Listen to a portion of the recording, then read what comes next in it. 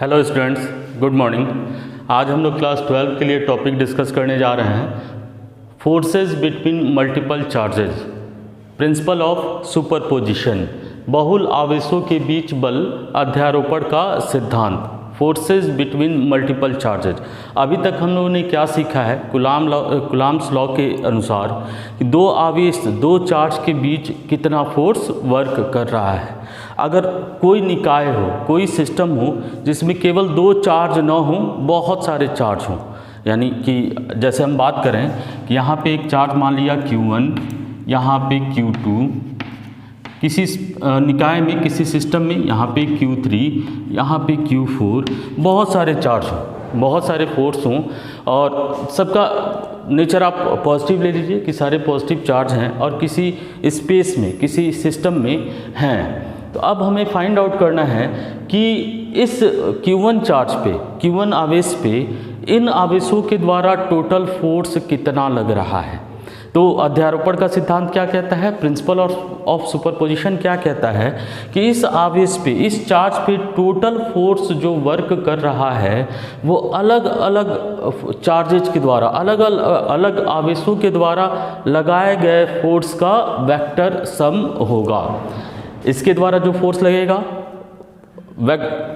फिर इसके द्वारा जो फोर्स लगेगा, इसके द्वारा जो फोर्स लगेगा, इन सब का वेक्टर सम इस पे जो ओवरऑल जो चार्ज लग रहा है, जो ओवरऑल इस चार्ज पे जो फोर्स लग रहा है उसके बराबर होगा। इसका मतलब ये है कि इसके द्वारा जो इस पे फोर्स लग रहा है, इसके द्वारा उस फोर्स पे कोई इफेक्ट नहीं पड़ रहा है। ये जो फोर्स लगा रहा है वो फोर्स नॉर्मल, ये चार्ज रहे ना रहे उतना ही फोर्स ये हमेशा इस पे लगाएगा। इसकी वजह से ना फोर्स की वैल्यू कम होगी ना ज़्यादा होगी, सेम एज इट इज़। इसके द्वारा जो इस पे फोर्स लगेगा वो इसकी वजह से उस पर कोई इफेक्ट नहीं आएगा, ना ही इसकी वजह से जो फोर्स लगेगा उस पर इन दोनों की वजह से कोई इफेक्ट आएगा।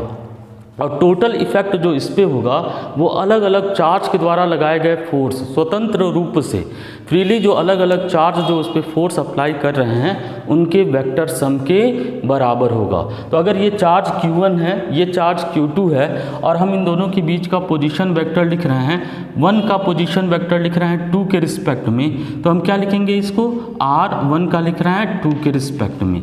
सेम एज इट इज़ अगर हम Q3 लिखें तो हम क्या लिखेंगे, Q3 के द्वारा Q2 पे निकालना चाहते। अच्छा, ये दोनों अगर पॉजिटिव चार्ज हैं, हमने कहा कि सारे चार्ज इस सिस्टम में जो है पॉजिटिव चार्ज हैं, तो ये इसको क्या करेगा, रिपेल करेगा, इसको प्रतिकर्षित करेगा।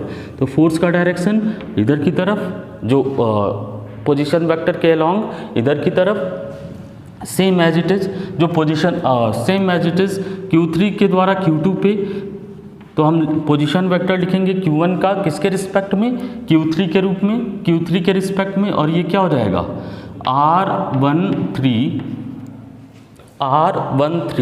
और पोजीशन वेक्टर का डायरेक्शन, और उसी के अलॉन्ग हमारा लगेगा फोर्स, उसी डायरेक्शन के अलॉन्ग लगेगा हमारा फोर्स। ये फोर्स कौन सा है, हम इसको लिख देते हैं F12, वेक्टर F12। इस पे ये जो फोर्स लगा ये कितना है, F13। Same as it is इसके द्वारा जो फोर्स लगेगा ये हो जाएगा पोजीशन वेक्टर, और पोजीशन वेक्टर को हम दिखा रहे हैं R14 से, फर्स्ट का किसके रिस्पेक्ट में, फोर्थ के रिस्पेक्ट में। तो जो फोर्स लगेगा वो हो जाएगा F14। अब इस चार्ज पे जो टोटल फोर्स होगा वो F से अगर दिखा देते हैं तो F = हो जाएगा F12 vector sum F13 plus F14। इसी थ्योरम को, इसी को कहते हैं हम अध्यारोपण का सिद्धांत, प्रिंसिपल ऑफ सुपरपोजिशन, जिसकी हेल्प से हम निकालते हैं कि अगर कहीं मल्टीपल चार्ज हैं, बहुल आवेश हैं, तो किसी एक आवेश पे बाकी आवेशों के द्वारा जो फोर्स लग रहा है वो कितना होगा। तो वो कितना होगा, तो स्वतंत्र रूप से अलग अलग चार्ज के द्वारा लगाया गया उस चार्ज पे बलों का सदिश योग होगा, और उसी को कहते हैं हम अध्यारोपण का सिद्धांत। चलिए इसी टॉपिक से रिलेटेड और एक न्यूमेरिकल है आप लोग के लिए, इसके बाद से हम लोग उस न्यूमेरिकल को देखने जा रहे हैं। न्यूमेरिकल क्या है इसके बाद से हम लोग उस न्यूमेरिकल को करेंगे। न्यूमेरिकल क्या है, ध्यान से समझिएगा।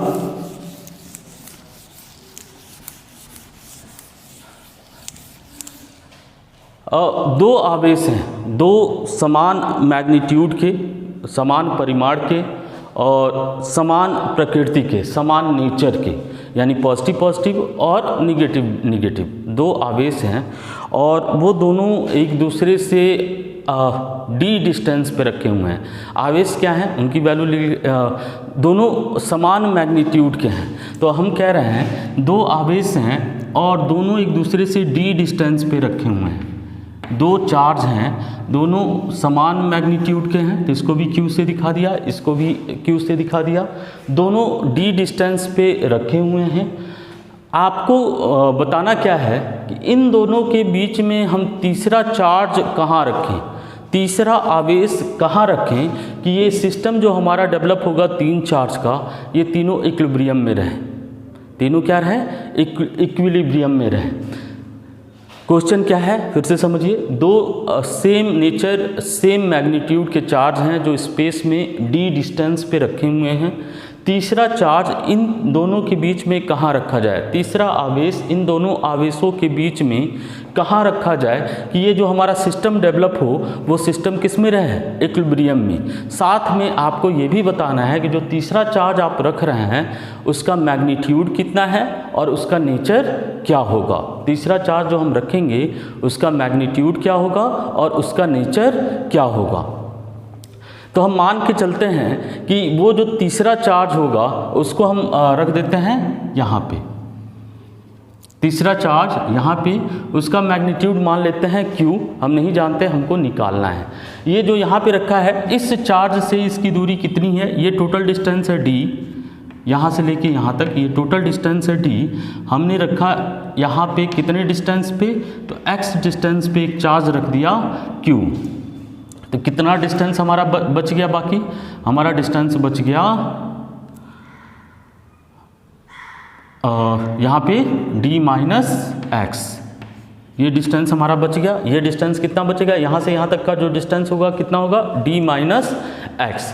अच्छा आप सोचिए कि अगर यहाँ प्लस चार्ज रखते हैं, प्लस चार्ज रखते हैं, इसको भी हमने कहा पॉजिटिव Q प्लस Q, ये प्लस Q, प्लस चार्ज रखेंगे तो ये इसको इधर रिपेल करेगा, सेम एज इट इज ये इसको इधर रिपेल करेगा। तो यहाँ रिपल्सन फोर्स अगर ये इक्विलिब्रियम में है, अगर इसमें मोशन ऑकर नहीं हो रहा है, अपने पोजीशन को चेंज नहीं कर रहा है, तो ये जो फोर्स आपने इधर का और इधर का, ये दोनों फोर्स आपस में इक्वल होना चाहिए। इस पे रिजल्टेंट फोर्स क्या होना चाहिए, 0। अच्छा इसमें थोड़ा सा और आगे बढ़ते हैं। अब इस चार्ज का इस पे इफेक्ट देखते हैं, तो ये इसको भी रिपेल, ये इसको रिपेल करेगा और ये भी इसको रिपेल करेगा अगर ये प्लस चार्ज है तो ये दोनों अगर इस पे रिपल्सन फोर्स लगाते हैं तो इस कंडीशन में ये इक्विलिब्रियम में, ये मोशन में आ जाएगा, इस पे रिजल्टेंट फोर्स 0 नहीं होगा। क्योंकि हमें सिस्टम पूरा इक्विलिब्रियम में रखना है तो हमें तीनों पे रिजल्टेंट फोर्स क्या होना चाहिए, 0 होना चाहिए। तो यानी कि अब हम इसको ऐसे समझें कि ये प्लस चार्ज नहीं, इसको हमने रखा माइनस Q। अगर ये माइनस Q होगा तो इस कंडीशन में क्या होगा कि ये इसको अपनी तरफ खींचेगा, ये वाला इसको अपनी ओर खींचेगा, ये वाला अपनी ओर खींचेगा। दोनों अगर ये मूव नहीं कर रहा है यानी दोनों अप्लाई फोर्स क्या होंगे, आपस में इक्वल होंगे। रिजल्टेंट फोर्स इस पे क्या होगा, 0। सेम एज इट इज इसके रिस्पेक्ट में बात करें तो ये इस पे रिपल्सन फोर्स लगाएगा और ये इस पे अट्रैक्शन फोर्स लगाएगा। इसको इक्विलिब्रियम में होने के लिए वो दोनों फोर्स आपस में क्या होने चाहिए, बराबर होने चाहिए। सेम एज इट इज ये इस पे अट्रैक्शन फोर्स, ये इस पे रिपल्सन फोर्स, अगर वो दोनों फोर्स बराबर हो गए यानी रिजल्टेंट फोर्स 0 हो गया तो हमारा सिस्टम किस में होगा, इक्विलिब्रियम में होगा। इसका मतलब ये है कि जो तीसरा चार्ज रखेंगे इन दोनों चार्ज के अपोजिट नेचर का रखेंगे। अगर ये दोनों प्लस हैं तो हमें क्या रखना होगा, माइनस। तो चलिए बात करते हैं। अब ये जो फोर्स लगा, ये जो फोर्स लगा, ये फोर्स अट्रैक्शन फोर्स किसकी वजह से है, इसकी वजह से। और ये जो अट्रैक्ट कर रहा है, नेगेटिव चार्ज है पॉजिटिव चार्ज है तो ये अट्रैक्ट करेगा। ये अट्रैक्शन फोर्स किसकी वजह से है, इसकी वजह से। इसको हम लिख देते हैं F1 और इसको लिख देते हैं F2। तो यहाँ पे हम सॉल्व करें न्यूटन्स कूलॉम्स लॉ से F1 इज इक्वल टू क्या हो जाएगा, 1/4πε0, उसको हम k से दिखा देते हैं, k q upon R square. तो इन दोनों के बीच का डिस्टेंस कितना है, d माइनस एक्स का square. Same as it is अगर हम F2 लिखें, इसको हम बना देते हैं इक्वेशन 1, और सेम एज इट इज़ अगर हम F2 लिखें तो F2 क्या हो जाएगा, k q अपॉन दोनों के बीच का डिस्टेंस x का स्क्वायर। अब इसको इक्विलिब्रियम में होने के लिए F1 और F2 क्या होने चाहिए, बराबर होने चाहिए और अपोजिट डायरेक्शन में लगने चाहिए। इधर लग रहा है F1, ये इधर अपोजिट में लग रहा है, होना क्या चाहिए, बराबर भी होना चाहिए। तो इसके लिए हम क्या कर देते हैं, दोनों को बराबर करते हैं, और दोनों को बराबर करेंगे, यहाँ पे लिख रहे हैं तो k upon d minus x का होल स्क्वायर बराबर k अपॉन एक्स स्क्वायर। यहाँ से k से k कैंसिल, q से q कैंसिल, इस q से ये q कैंसिल, क्या बचा 1 अपॉन d माइनस एक्स का स्क्वायर बराबर 1 upon x square. Cross multiply कीजिए, तिरिया गुणा कीजिए, तो यहाँ हो जाएगा एक्स स्क्वायर बराबर d माइनस एक्स का होल स्क्वायर। दोनों तरफ रूट ले लेते हैं तो क्या बचेगा, x बराबर d माइनस एक्स। इस x को इधर ले गए तो 2x बराबर d, तो x बराबर d/2।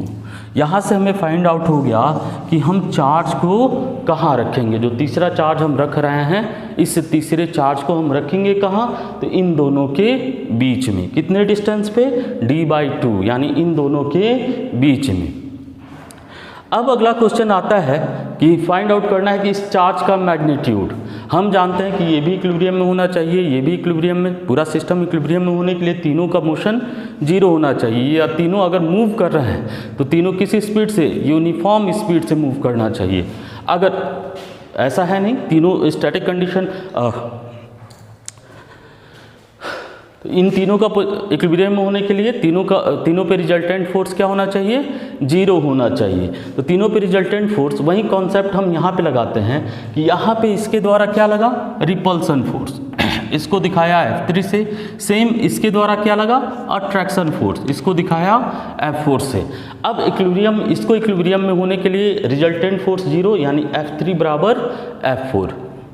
तो अप्लाई करते हैं, F3 बराबर क्या हो जाएगा, यहाँ से लिखते हैं कूलम्ब्स लॉ के अनुसार, F3 is equal to k square upon दोनों के बीच का डिस्टेंस, q है तो q स्क्वायर लिख दिया, दोनों के बीच का डिस्टेंस कितना है, d, तो यहाँ हो जाएगा d स्क्वायर। और F4 is equal to q capital Q small q upon दोनों के बीच का डिस्टेंस कितना निकला अभी, d/2 का होल स्क्वायर। अब एक काम करते हैं, F3 और F4 को क्या करते हैं, इक्विलिब्रियम कंडीशन है तो F3 बराबर F4, तो F3 बराबर F4 करते ही देखिए क्या, q square upon d square बराबर q अपॉन d/2 का होल स्क्वायर। k से k कैंसिल, एक q से एक q कैंसिल। अब इस d/2 को हम क्रॉस मल्टीप्लाई कर देते हैं तो ये क्या हो जाएगा, d²/4 इधर जाएगा q, और ये हो जाएगा d²/4 बराबर, इसको इधर ले जाते हैं तो q d², इस d² से d² कैंसिल, तो q बराबर q/4। मैग्नीट्यूड क्या होना चाहिए, जो तीसरा चार्ज हम रखेंगे इक्विलिब्रियम कंडीशन के लिए, जो तीसरा चार्ज रखेंगे उसका मैग्नीट्यूड होना चाहिए q/4। आज के लिए